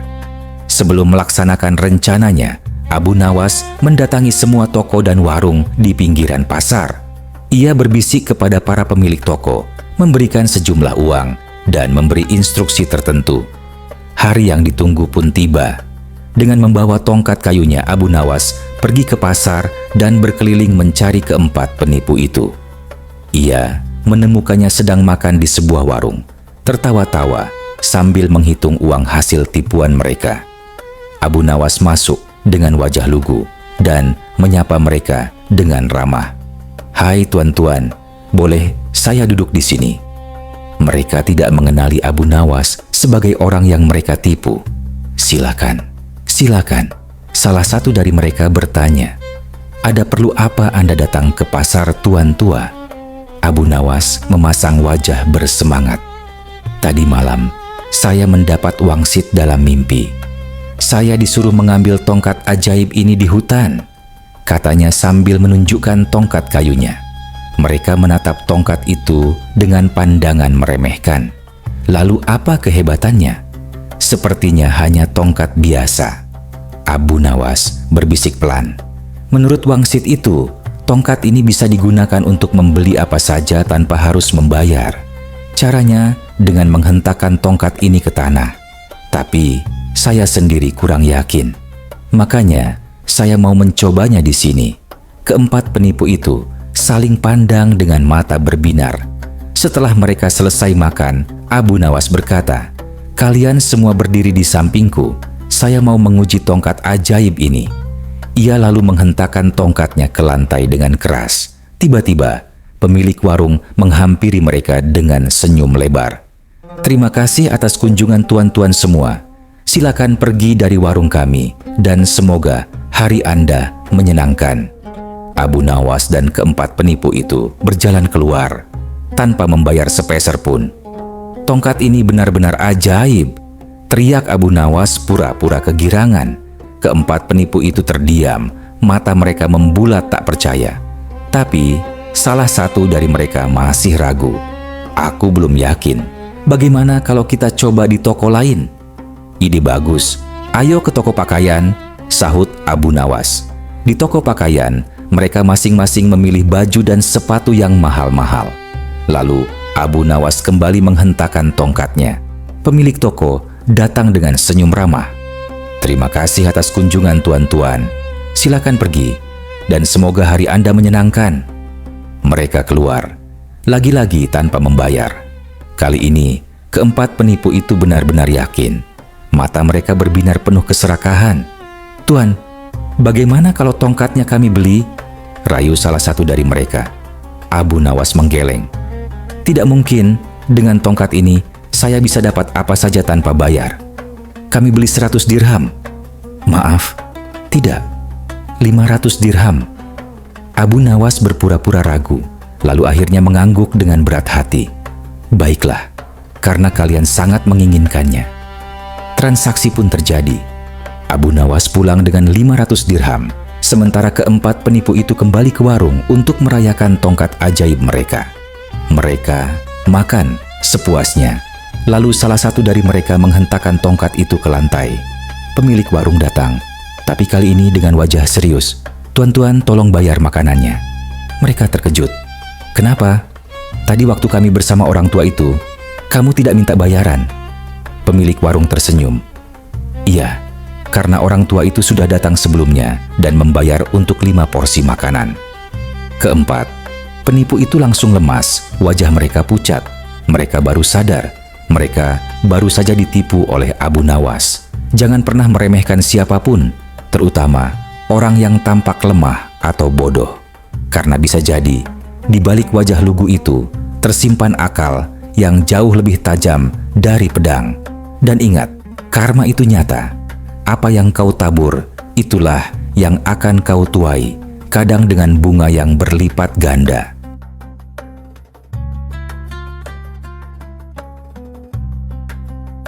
Kisah selanjutnya.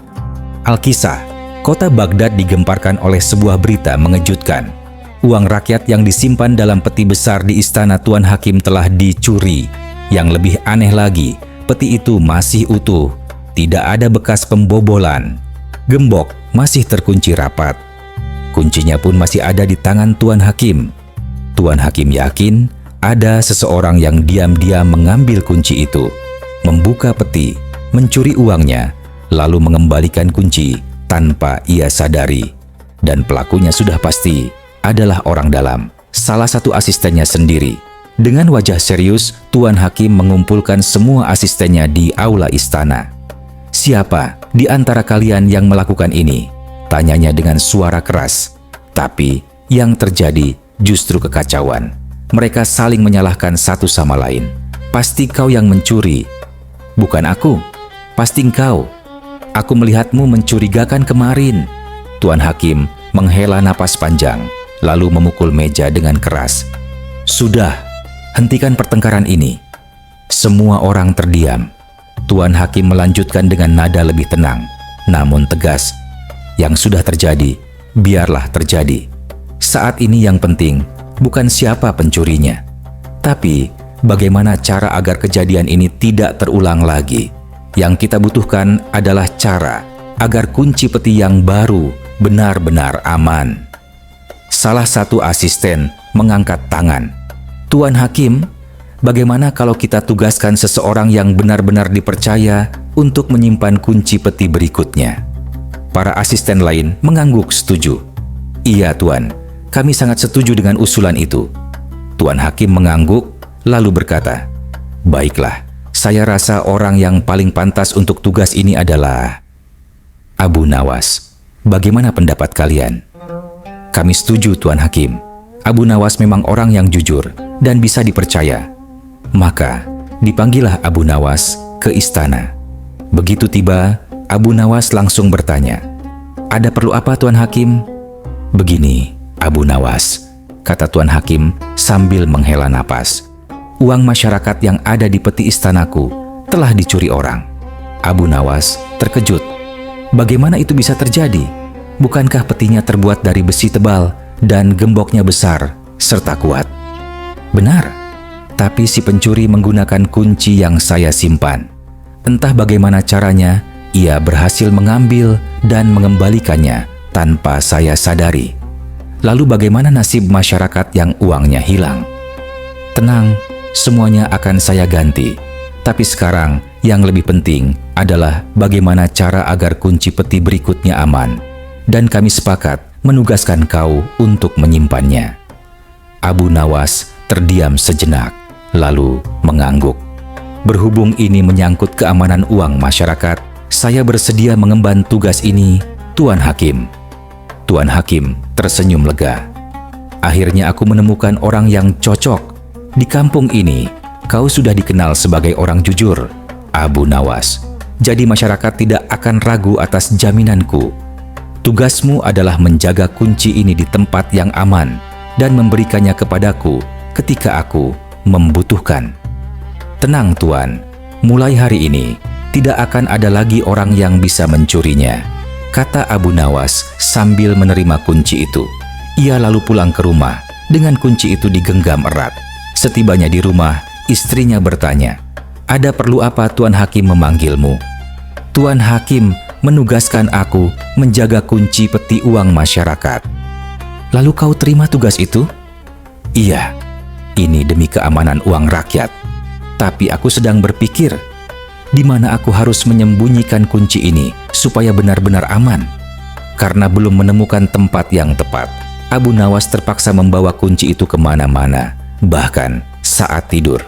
Namun, suatu malam, saat rumah dalam keadaan gelap, kunci itu terjatuh entah kemana. "Aduh, kuncinya jatuh!" seru Abu Nawas panik. "Nyalakan lilin," kata istrinya. "Di mana lilinnya?" "Di sebelah kirimu." Abu Nawas bingung. "Bagaimana aku bisa tahu mana kanan dan kiri dalam gelap seperti ini?" Istrinya menghela napas. "Ya sudah, kita cari besok pagi saja." Keesokan harinya, mereka berdua mencari kunci itu dengan susah payah. Setelah menggeledah seluruh rumah, akhirnya kunci itu ditemukan di bawah karpet. "Alhamdulillah, akhirnya ketemu. Kalau kunci ini hilang, saya bisa dihukum oleh Tuan Hakim," ucap Abu Nawas sambil menghapus keringat di dahi. Istrinya berkata, "Lebih baik kuncinya disimpan saja di satu tempat. Kalau kau terus bawa kemana-mana, nanti malah hilang di jalan," tambah runyam. Abu Nawas terdiam panjang, merenung. Lalu tiba-tiba matanya berbinar. "Aku tahu, aku sudah menemukan tempat yang paling aman," serunya girang. Ia langsung bergegas menuju istana Tuan Hakim. Begitu tiba, ia langsung menuju ruangan tempat peti besar itu diletakkan. Dengan cepat, ia membuka gembok peti itu dengan kunci yang ia pegang, lalu memasukkan kunci itu ke dalam peti dan menguncinya kembali. Tuan Hakim yang kebetulan lewat melihat Abu Nawas keluar dari ruangan itu. "Abu Nawas, apa yang kau lakukan di sana?" Abu Nawas tersenyum lebar. "Tenang Tuan Hakim, kuncinya sudah saya simpan di tempat yang paling aman." Tuan Hakim mengangguk puas. "Baguslah, saya memang tidak salah menugaskan kau. Tapi, di mana kau menyimpannya?" Abu Nawas menjawab dengan penuh keyakinan. "Apakah ada tempat yang lebih aman selain peti ini, Tuan Hakim?" Tuan Hakim mengerutkan dahi. "Apa maksudmu?" "Saya sudah menyimpan kunci itu bersama uang di dalam peti ini. Dengan begitu, mulai hari ini tidak akan ada orang yang bisa membukanya lagi." Tuan Hakim terdiam. Lalu ia menepuk jidatnya dengan keras. "Haduh, Abu Nawas, sebelum kita melanjutkan kisah, ada baiknya kita mengenal sosok Bahlul. Ia adalah seorang ulama sufi yang merupakan kerabat dekat Khalifah Harun al-Rashid. Dulunya, ia adalah pejabat istana yang sangat alim dan jujur. Namun, karena kejujurannya itu, ia justru menjadi ancaman bagi sebagian penguasa yang korup. Untuk melindungi dirinya dari pembunuhan, Bahlul berpura-pura gila. Tapi meski begitu, ia tetap mengkritik kebijakan kerajaan dengan cara yang unik dan sangat tajam. Berikut adalah beberapa kisah lucu tentang Bahlul. Suatu hari, Baginda Raja memerintahkan pelayan kerajaan untuk mengantarkan hidangan istimewa kepada Bahlul. Setelah mencari ke sana kemari, akhirnya pelayan menemukan Bahlul sedang duduk santai di samping reruntuhan bangunan tua. "Hai Bahlul, ini ada kiriman hidangan istimewa untukmu," kata si pelayan sambil menyodorkan piring berisi makanan lezat. "Dari siapa makanan itu?" tanya Bahlul dengan wajah polos. "Dari Baginda Raja." Bahlul menerima hidangan itu dengan tenang, tapi kemudian ia langsung memberikannya kepada seekor anjing yang kebetulan ada di dekatnya. Si pelayan melotot kaget. "Hei, Bahlul, kenapa kau berikan makanan dari Baginda kepada anjing?" hardiknya dengan nada marah.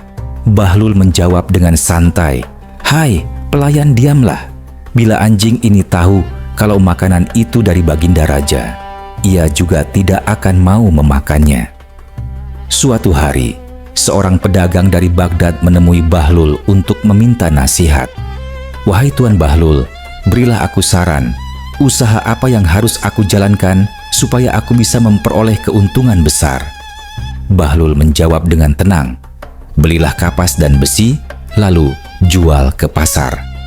Pedagang itu pun melakukan apa yang disarankan Bahlul. Ia membeli kapas dan besi dalam jumlah banyak. Setelah beberapa bulan, ia menjual barang-barang itu dan memperoleh keuntungan yang luar biasa besar. Sangat senang, pedagang itu kembali menemui Bahlul.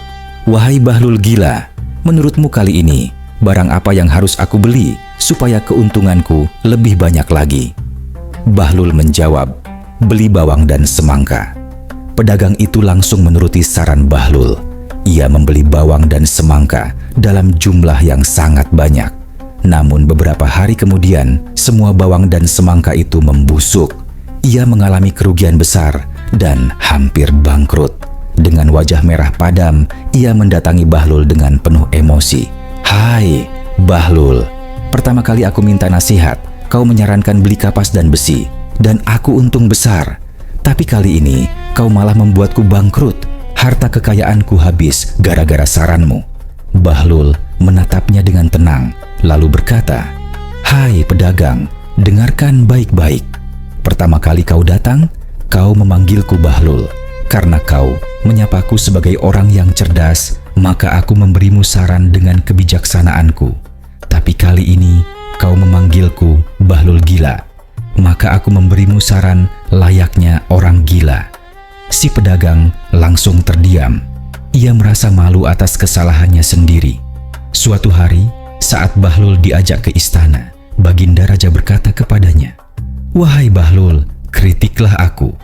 Bahlul menatap sang raja dengan serius, lalu bertanya, "Hai Harun, jika kau berada di tengah-tengah gurun di mana tidak ada air setetes pun, sementara kau sedang kehausan dan mendekati kematian, apa yang akan kau berikan untuk mendapatkan seteguk air?" "Aku akan memberikan dinar dan emas yang banyak," jawab Baginda Raja. "Tapi bagaimana jika orang yang memiliki air tidak mau menukarnya dengan dinar dan emasmu? Lalu apa yang akan kau tawarkan?" "Aku akan memberikan separuh dari kerajaanku." Bahlul melanjutkan, "Baik, setelah kau minum air itu, lalu kau terserang penyakit tidak bisa buang air kecil. Apa yang akan kau tawarkan kepada satu-satunya orang yang bisa menyembuhkan penyakitmu?" "Aku akan berikan sisa separuh kerajaanku." Bahlul tersenyum tipis, lalu berkata dengan nada bijak, "Wahai Harun, ketahuilah, jangan kau anggap terlalu penting kerajaan dan semua harta kekayaanmu, karena semua itu tidak lebih berharga dibandingkan dengan seteguk air. Apakah tidak sepatutnya engkau berbuat baik kepada makhluk-makhluk Allah?" Ketika Bahlul sedang bepergian menaiki kapal, ada seorang pedagang bersama budaknya yang ikut naik. Begitu kapal mulai menyeberang ke tengah lautan, si budak mulai menangis keras karena ketakutan akibat guncangan ombak. Semakin lama tangisannya semakin keras hingga semua penumpang merasa terganggu. Si pedagang sudah berusaha membujuknya, begitu pula penumpang lain. Tapi tangisan si budak tidak berhenti. Akhirnya, Bahlul meminta izin kepada si pedagang untuk membuat budak itu diam. Pedagang itu mengizinkan. Bahlul lalu memerintahkan orang-orang untuk melemparkan budak itu ke laut. Perintahnya pun dilaksanakan. Si budak tercebur dan hampir tenggelam. Tepat saat itu, Bahlul menyelamatkannya dan menariknya kembali ke atas kapal. Setelah itu, si budak langsung duduk diam di sudut kapal tanpa menangis lagi. Ia hanya gemetar kedinginan dengan wajah ketakutan. Para penumpang bertanya kepada Bahlul, "Kenapa tindakanmu bisa membuat budak itu terdiam?" Bahlul menjawab, "Ketika budak ini dilempar ke laut, ia baru menyadari betapa nyamannya kapal ini." Semua orang tertawa dan membenarkan ucapan Bahlul. Bahlul dan pejabat yang sombong. Suatu kali, Bahlul diajak Baginda Raja duduk bersama para pejabat kerajaan di aula istana yang besar. Tiba-tiba, salah satu pejabat berceletuk kepada Bahlul dengan nada mengejek. "Hai, Bahlul gila, tahukah engkau, sekarang kau diangkat Baginda Raja menjadi amir dan pemimpin para anjing, ayam, dan babi." Si pejabat tertawa keras, begitu pula beberapa pejabat lain. Tapi Bahlul menjawab dengan santai, "Maka dari itu, mulai sekarang kau jangan melanggar perintahku. Kau harus taat kepadaku. karena sekarang kau telah menjadi bawahanku." Seketika, Baginda Raja beserta para pejabat lain tertawa terbahak-bahak. Si pejabat yang mengejek tadi langsung terdiam dengan wajah merah padam, malu, dan kapok. Terkadang, kebijaksanaan datang dari mulut orang yang dianggap gila. Jangan pernah meremehkan seseorang hanya karena penampilannya atau cara bicaranya. Dan ingat, cara kita memperlakukan orang lain akan kembali kepada kita, kadang dengan cara yang tidak terduga.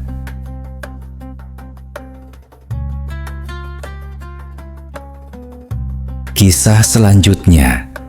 Pada suatu hari Abu Nawas harus bepergian keluar kota.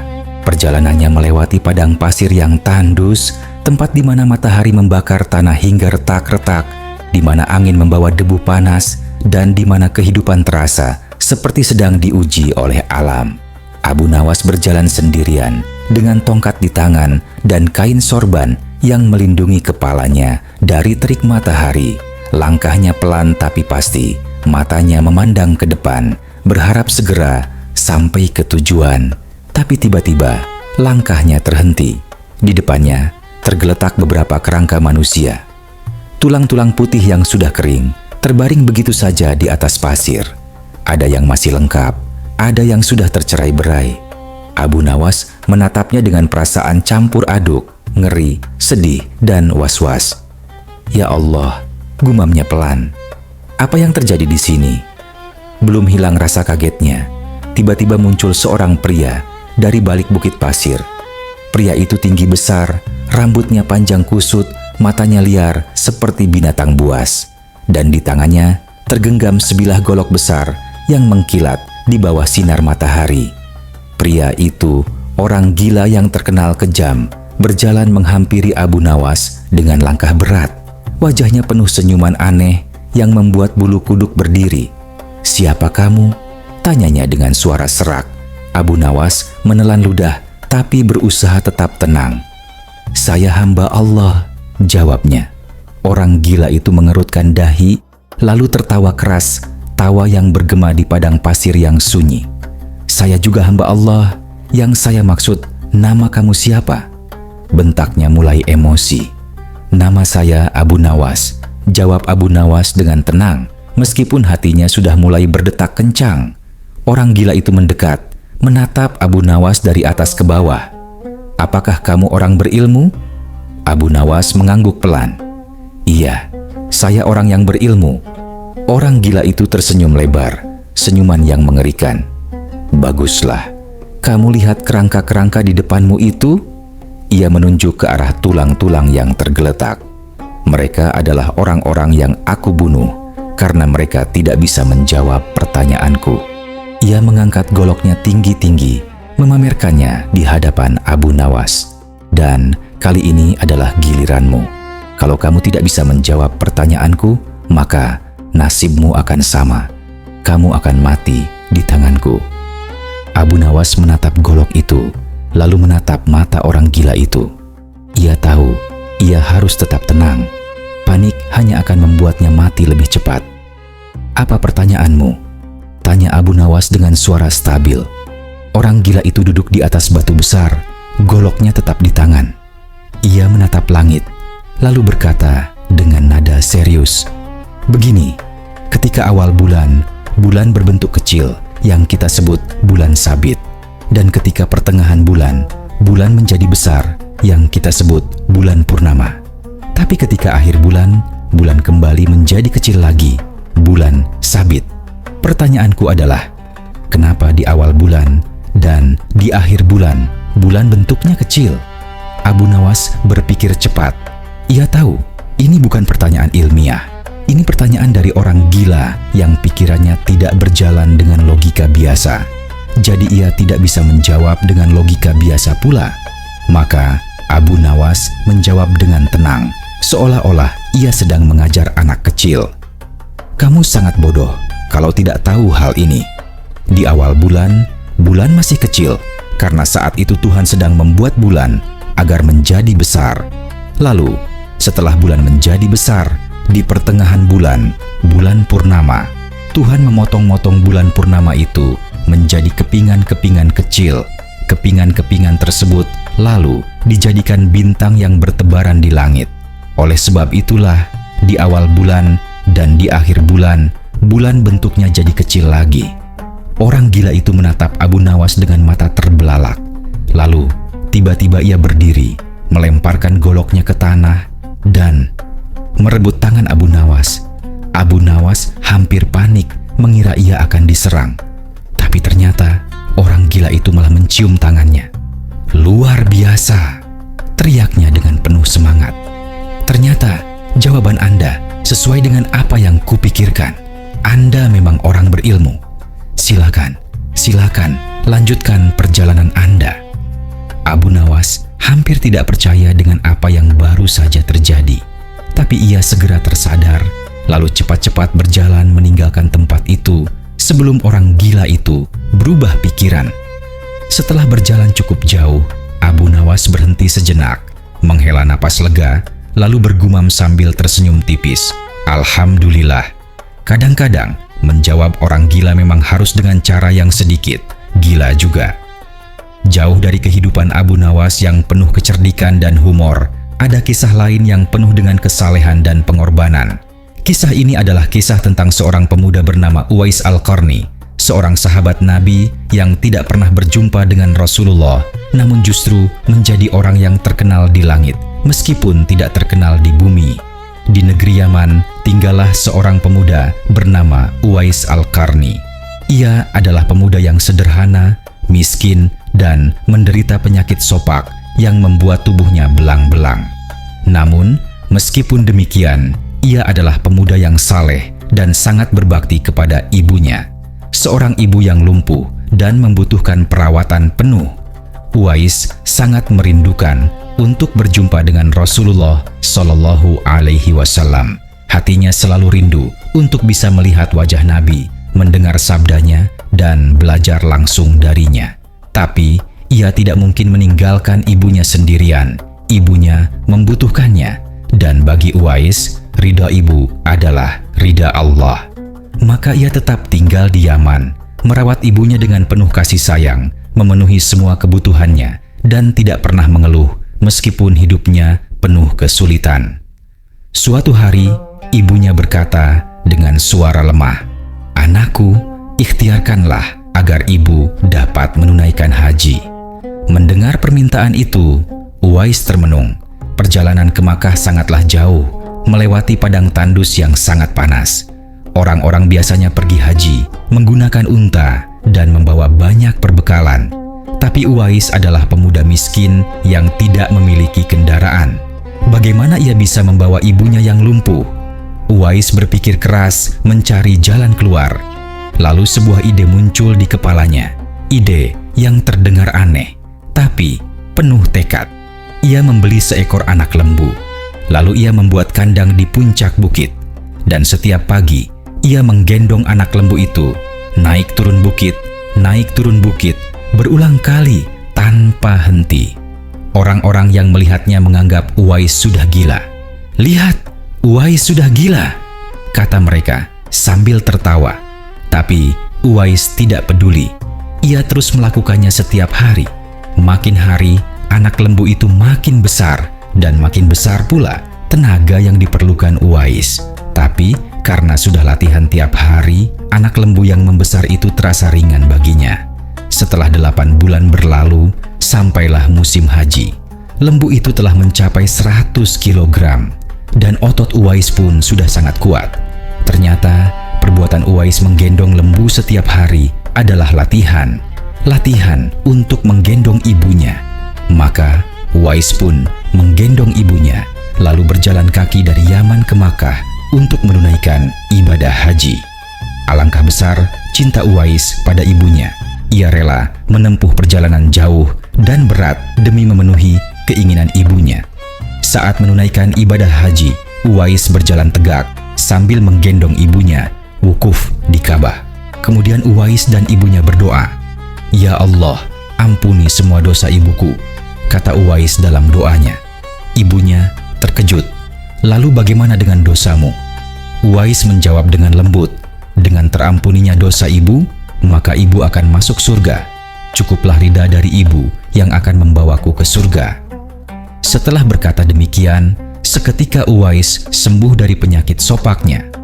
Hanya tertinggal bulatan putih di tangannya, tanda yang kelak akan menjadi pengenal baginya. Setelah selesai menunaikan ibadah haji, Uwais dan ibunya melanjutkan perjalanan menuju kota Madinah. Uwais sangat ingin bertemu Rasulullah. Sesampainya di sana, Uwais segera mencari rumah Rasulullah. Ia mengetuk pintu sambil mengucapkan salam. Seorang wanita keluar, Siti Aisyah, istri Rasulullah. Ia membalas salam Uwais dengan ramah. "Saya ingin bertemu Rasulullah," kata Uwais. Siti Aisyah menggeleng lembut. "Maaf, Rasulullah sedang tidak di rumah. Beliau sedang berada di medan pertempuran." Hati Uwais hancur. Dari jauh ia datang hanya untuk bertemu Rasulullah, tapi tidak bisa dijumpainya. Ibunya yang melihat kesedihan Uwais berkata, "Anakku, aku sudah lelah. Ayo kita pulang." Uwais menuruti permintaan ibunya. Ia pun pulang kembali ke Yaman tanpa pernah bertemu Rasulullah. Beberapa hari kemudian, Rasulullah pulang dari peperangan. Siti Aisyah memberitahu perihal tamu yang ingin berjumpa dengannya. Rasulullah tersenyum. Tamu itu adalah anak yang sangat taat kepada ibunya. Dia adalah penghuni langit. Siti Aisyah dan para sahabat tertegun. Rasulullah melanjutkan, "Kalau kalian ingin berjumpa dengannya, perhatikanlah, ia mempunyai tanda putih di tengah telapak tangannya." Lalu Rasulullah memandang Ali dan Umar. "Nanti suatu ketika apabila kalian bertemu dengannya, mintalah doa dan istighfarnya. Dia adalah penghuni langit, bukan orang bumi." Waktu berganti. Rasulullah wafat. Abu Bakar wafat. Kekhalifahan dipegang oleh Umar bin Khattab. Suatu ketika, Khalifah Umar teringat akan sabda Nabi tentang Uwais Al-Qarni. Ia segera mengingatkan kembali kepada Ali bin Abi Thalib.